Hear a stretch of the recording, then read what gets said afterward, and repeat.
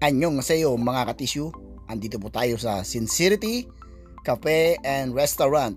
Dito lang po yan sa Binondo, Manila. Marami siyang pagpipilian mga katisyu. Pwede na kayo pumunta rito anytime, anywhere. Napakarami bumibili dito. Meron din sila dito mga soup, mga chicken, at kung ano-ano pa, seafood.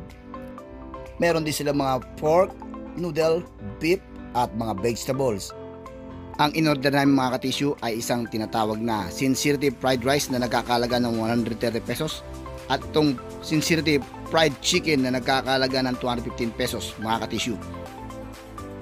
At umorder kami ng ngoyong o kikiyam sa nagkakalaga ng 160 pesos mga katisyu. Wow, sarap!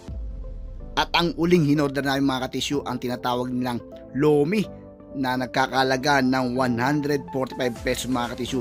Napakaraming sahog niyan. Tingnan nyo mga katisyu. Takam. Ano pang hinihintay nyo? Pumunta na tayo dito sa Sincerity Cafe and Restaurant. Dito lang po yan sa Binondo. Dito sa Lucky Chinatown.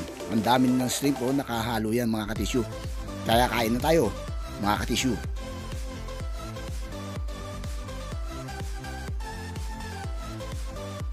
Ayan po ang pinakamenu nila. May prosperity package, may luck package, may chicken kikiam meal set, may chicken Shanghai meal set, at may chicken fish meal set.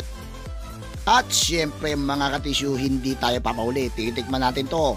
Wow! Ang sarap mga katisyu. Busog na busog dito sa Sincerity. Kaya ano pang hinihintay nyo mga katisyu? Tara, punta na tayo dito. Affordable at kayang-kaya ng budget natin mga katisyu. Kain pa more! Lang po mga katisyu. Bye-bye!